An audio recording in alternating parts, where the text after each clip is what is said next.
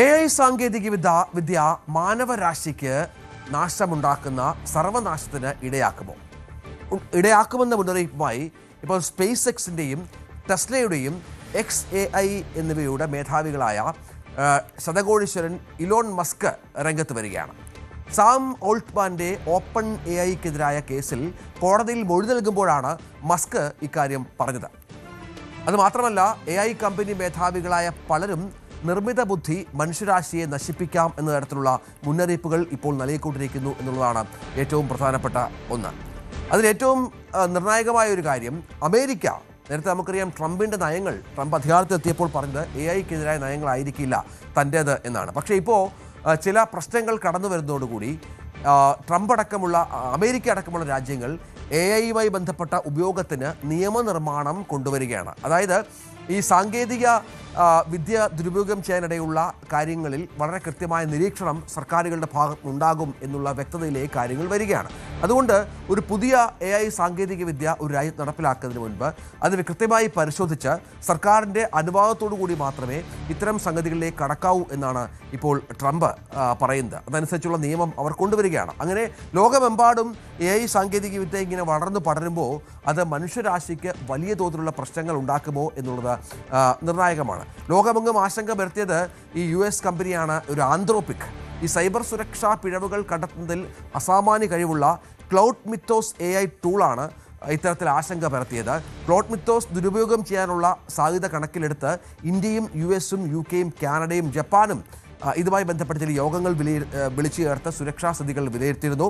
തൽക്കാലത്തേക്ക് ഈ cloud Mythos പൊതുജനങ്ങൾക്ക് വിതരണം ചെയ്യേണ്ട എന്ന തീരുമാനത്തിലേക്ക് ഇന്ത്യയും അമേരിക്കയും അടക്കമുള്ള രാജ്യങ്ങൾ എത്തിയിട്ടുണ്ട്. ഇത് ഒരു പുതിയ സാഹചര്യമാണ് ഈ മേഖലയിൽ. വിനോദ്, ആശങ്ക ഉണ്ടാക്കുന്ന ഒന്നാണ്, പക്ഷേ പഠനം നടത്തേണ്ടതുണ്ട്. AI ആവശ്യവുമാണ്. ഇപ്പോൾ എന്താണ് ലോകരാജ്യങ്ങൾ എടുത്തിരിക്കുന്ന നിലപാട് ഈ വിഷയത്തിൽ?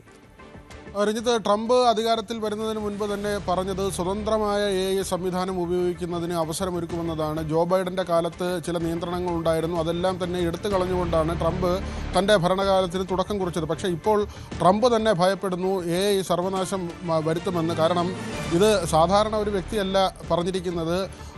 ശതകോടീശ്വരൻ ഇലോൺ മസ്ക് തന്നെ പറഞ്ഞിരിക്കുന്നു AI സർവനാശത്തിലേക്ക് വഴിതെളിക്കുമെന്ന കാര്യം. അദ്ദേഹം അത് കോടതിയിൽ അങ്ങനെ ഒരു കേസിൻ്റെ ഭാഗമായി പറയുമ്പോൾ ലോകത്ത് വലിയ ആശങ്കയാണ് നിലനിൽക്കുന്നത്. പ്രത്യേകിച്ച് ബാങ്കിങ് മേഖല അടക്കമുള്ള കാര്യങ്ങളിൽ സുരക്ഷയുമായി ബന്ധപ്പെട്ട് വലിയ ആശങ്കകൾ നിലനിൽക്കുന്നുണ്ട്. India, Canada, US, UK, Japan തുടങ്ങിയ രാജ്യങ്ങൾ സംയുക്തമായി ഇതുമായി ബന്ധപ്പെട്ട ചർച്ചകൾ ഇതിനകം തന്നെ നടത്തിയിരുന്നു. ഈ AI സാങ്കേതികവിദ്യ നിയന്ത്രിക്കണമെന്ന ആവശ്യം പല രാജ്യങ്ങളുടെ ഭാഗത്തു നിന്ന് വന്നിട്ടുണ്ട്. രഞ്ജിത്ത്, നമ്മൾ തമാശ രൂപേണെങ്കിലും പറയും, നമ്മുടെ നാട്ടിൽ ആദ്യം കമ്പ്യൂട്ടർ വരുമ്പോൾ ഇവിടുത്തെ കമ്മ്യൂണിസ്റ്റ് പാർട്ടികൾ അതിനെ എതിർക്കുന്ന ഒരു സാഹചര്യം ഉണ്ടായിരുന്നു. പിന്നീട് ആ പാർട്ടികൾ തന്നെ അത്തരം സാങ്കേതിക വിദ്യയൊക്കെ ആശ്രയിക്കുന്ന സാഹചര്യമുണ്ടായി. പക്ഷേ ഇവിടെ അതല്ല സാഹചര്യം. കമ്പ്യൂട്ടറിനെ എതിർത്തതുപോലെയല്ല, അതിനപ്പുറത്തേക്ക് AIയെ എതിർക്കേണ്ട ഒരു സാഹചര്യം ഉണ്ടായിരിക്കുന്നു.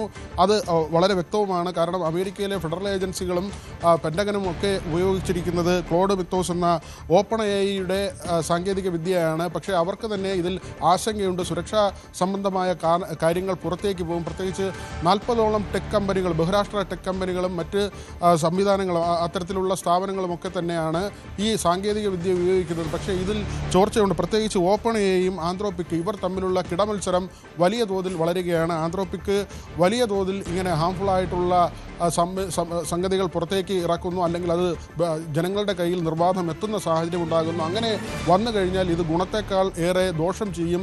ഈ ബഹുരാഷ്ട്ര കമ്പനികളുടെ കിടമത്സരത്തിൽ ലോകത്തിന് വലിയ നാശനഷ്ടമുണ്ടാകുമെന്ന ആശങ്ക ഉടലെടുത്തിരിക്കുന്നു. തീർച്ചയായും വിനോദാണ് വിവരങ്ങൾ പങ്കുവച്ചത്. ഇതുമായി ബന്ധപ്പെട്ട് ലോകരാജ്യങ്ങൾ നിയമനിർമ്മാണത്തിന് അതിനുള്ള തുടക്കം അമേരിക്കയിലാണ്. അമേരിക്ക നിയമനിർമ്മാണത്തിലേക്ക് കടക്കുന്നു AI ഉപയോഗവുമായി ബന്ധപ്പെട്ട് എന്നുള്ള വളരെ പ്രധാനപ്പെട്ട വാർത്തയാണ് ഇപ്പോൾ വരുന്നത്. കൂടുതൽ വാർത്തകൾക്ക് News 18 Keralam YouTube channel subscribe ചെയ്യുക.